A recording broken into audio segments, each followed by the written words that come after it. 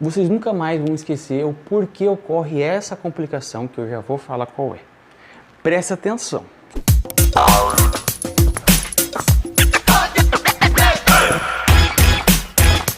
Fala turma, sejam todos bem-vindos a mais um vídeo aqui no canal. Eu me chamo Júlio, para quem não me conhece, eu sou estudante de medicina. Criei esse canal aqui no intuito de ajudar todos e também ajudar o meu estudo, porque como eu sempre falo, o melhor jeito de aprender é ensinando. Então eu trouxe essa aula sobre diabetes gestacional para vocês e eu espero que vocês gostem. Então bora pra aula. Bom, o que é o diabetes gestacional? É a intolerância aos carboidratos. Eu acho que isso você já está cansado de saber. Então, vamos tentar mudar um pouco essa definição. Quando você se alimenta, basicamente o que acontece é que o seu corpo ele vai entender que está entrando no alimento e você tem que produzir insulina para fazer o mecanismo padrão que a gente já conhece. Insulina, glicose, baixar a glicose, paraná, levar a glicose para os seus devidos locais e cumprir sua função, certo? Só que, infelizmente, na intolerância aos carboidratos, é quando o paciente não consegue fazer essa metabolização da glicose. A insulina não dá conta, ou seja, tem um paciente que está produzindo muita glicose e pouca insulina.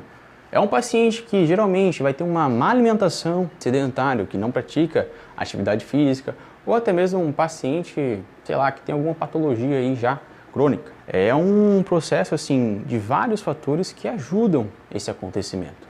E no diabetes gestacional não é diferente. E isso é uma das coisas que acaba sendo um pouco complicada e meio confusa, mas eu vou explicar aqui para vocês. Patologia, como é que acontece? Lembra lá? É vários fatores acontecendo para o desenvolvimento do diabetes. Então, na fisiopatologia, nós vamos ter que ter algum problema acontecendo ali. O paciente não produz insulina, então quem que é o responsável por isso? Pâncreas?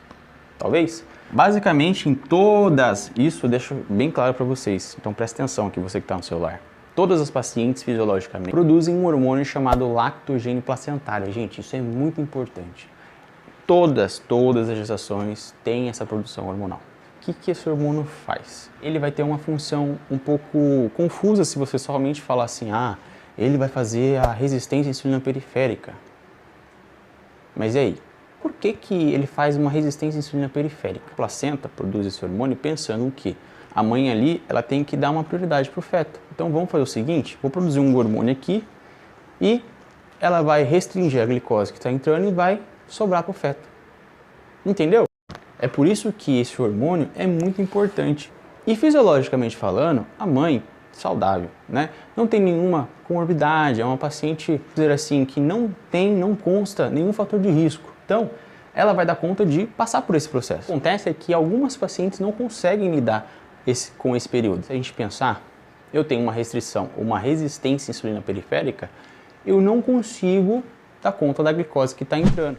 Agora vamos entender as complicações que essa paciente pode desenvolver durante a gestação. Afinal, ela está com diabetes gestacional. O que a gente vai encontrar nessa paciente? Ela tem mais glicose no seu organismo. Só que ela vai ficar ali dando bobeira? A glicose ela tem que ir para algum lugar, você não concorda? Então olha só, a mãe está aqui em cima. Ó, a mãe está aqui em cima. A glicose está aqui no meio, olha só, ela já ingeriu, já virou glicose, e aí? Agora ela vai para onde? O feto. Isso é o normal de acontecer, mesmo tendo diabetes ou não, tá? Só que nesse caso aqui, lembra que a mãe ela tem uma hiperglicemia. Então essa glicose aqui, meu amigo, tá em grande volume. Então esse feto ele vai receber o quê?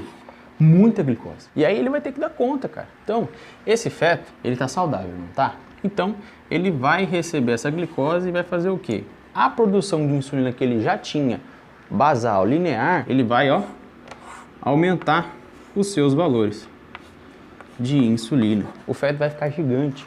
Então, esse feto, por ter mais insulina no corpo, vai desenvolver a macrocemia fetal. O que acontece quando a gente tem uma glicose no organismo? A gente aumenta a nossa diurese, tá? Isso é normal.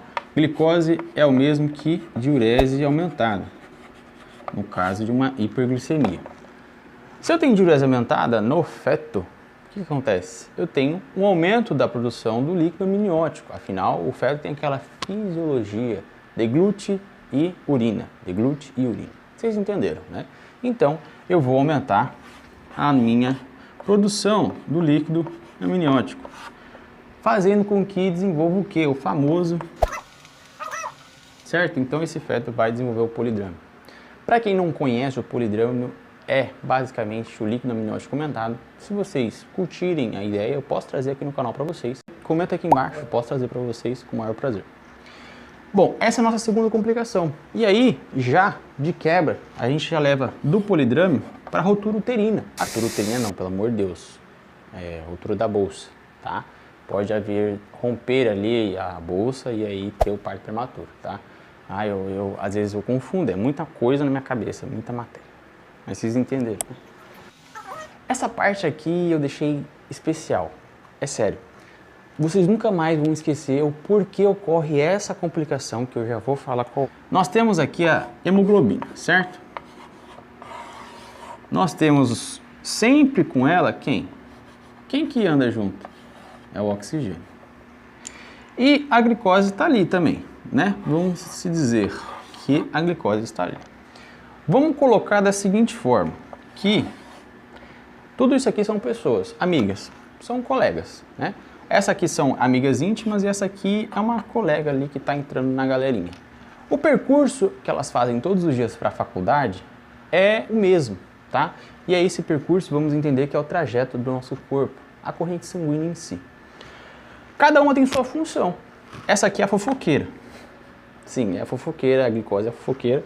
A hemoglobina, ela é uma amiga que só escuta, ela tá ali de boaça.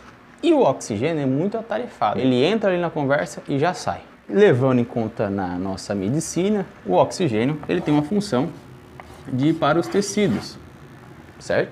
Certo. Então o oxigênio vai lá e oxigena os tecidos. Porém, o que acontece? A gente está num caso de uma hiperglicemia. Então eu vou ter mais amigas fofoqueiras, mais glicose. Então imagina que agora nós temos mais uma glicose. Por quê? Uma amiga fofoqueira conhece outra amiga fofoqueira, então ela vai e chama ela também pro bonde da conversa. Aí a outra amiga fofoqueira chama a outra amiga fofoqueira e nisso nós já temos muita glicose, ou seja, muitas amigas fofoqueiras. Tá, mas o que você tá falando, Júlio? Eu não tô entendendo nada. Calma. Quando a gente tinha esse caso aqui, onde nós tínhamos só uma glicose, o oxigênio, ele chegava na conversa, porque era só uma fofoqueira, ele estava muito atarefado, ele ia para os tecidos. Agora nós temos mais duas fofoqueiras, né? E isso aqui eu não estou falando em quantidades de uma, duas ou três, tá? Estou falando em relação a uma hiperglicemia, levem isso em conta. Então agora tem uma hiperglicemia, ou seja, tem muitas fofoqueiras no local. O oxigênio, ele vai ficar muito interessado na conversa do que essas duas trouxeram, porque é mais fofoca, né? O oxigênio não conseguiu sair. A verdade, galera, é que infelizmente o que acontece, quando eu tenho muita glicose, eu tenho uma quantidade normal de hemoglobina e oxigênio. E a hemoglobina, a glicose, ela tem uma fixação muito forte, é como se fosse um ímã que se gruda na hemoglobina. E o oxigênio, ele não consegue se desligar da hemoglobina para fazer a oxigenação dos tecidos. Então essa é a analogia que eu fiz, onde o oxigênio tá muito legal a conversa ali para ele sair naquele momento. Então ele prefere ficar na conversa e escutar o que a glicose tem para falar. Então essa foi a forma como eu achei de dizer que essa é uma complicação, como que ela acontece, a hipóxia tecidual.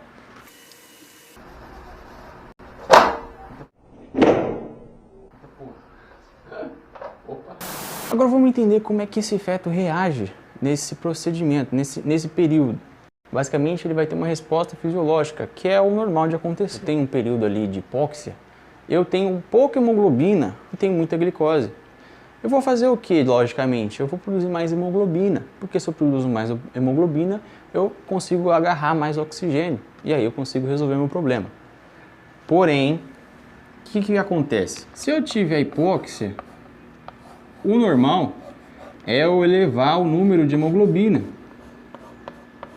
Elevei meu número de hemoglobina, agora eu resolvi meu problema. Eu consegui restaurar os níveis de oxigênio e tá conseguindo oxigenar os tecidos, certo? Isso aqui nós chamamos de poliglobulia. Se a gente teve a poliglobulia, que é o aumento lá das hemácias, hemoglobina, o que eu vou levar? Junto da hemoglobina sempre também tá junto quem? A bilirrubina. Porém, se eu tenho mais hemoglobina, eu vou ter mais bilirrubina. Se eu tenho mais bilirrubina, eu vou ter o que chamamos de uma hiperbilirrubinemia, ou seja, icterícia do recém-nascido. Tá meio confuso aqui, mas eu acho que vocês entenderam, né? Falta de oxigênio nos tecidos, eu vou produzir mais hemoglobina, fazendo a produção de bilirrubina aumentar. Com isso, eu tenho um feto recém-nascido ictérico. Beleza? Basicamente, essas são as principais complicações, faltando apenas uma, que quando o obstetra faz o clamp da placenta, vou ter uma hipoglicemia. Por quê, gente? Eu tinha muita glicose chegando no feto, só que agora eu fiz o clamp da placenta. Não tenho mais aquela quantidade exagerada de glicose, né? Então, vou ter um feto hipoglicêmico, tá? Isso geralmente acontece. E aqui finalizamos as complicações. Essa vai ser a parte 1 do vídeo. Parte 2, eu vou trazer para vocês o rastreamento, como é que a gente faz, né, para fazer o diagnóstico precoce e também a conduta, o manejo que a gente tem que ter diante dessas pacientes que acabam desenvolvendo o diabetes gestacional. Eu vou ficando por aqui, espero que vocês tenham um ótimo final de ano e para quem está assistindo isso em outra data, eu espero realmente que vocês tenham gostado desse vídeo e desejo uma ótima semana, um ótimo dia de estudos. Fiquem com Deus e até a próxima. Fui! Eu tenho uma paciente que, por exemplo, como eu disse, é obesa ou aumenta. Se eu disse, por exemplo, como eu disse, se eu tenho uma paciente, ela tem riscos relacionados a... Dito isso, a intolerância aos carboidratos. Dito isso, a intolerância aos carboidratos se deve a esse... Corta essa parte, né? Vamos daqui. Todas as pacientes fisiologicamente produzem esse efeito. Caraca.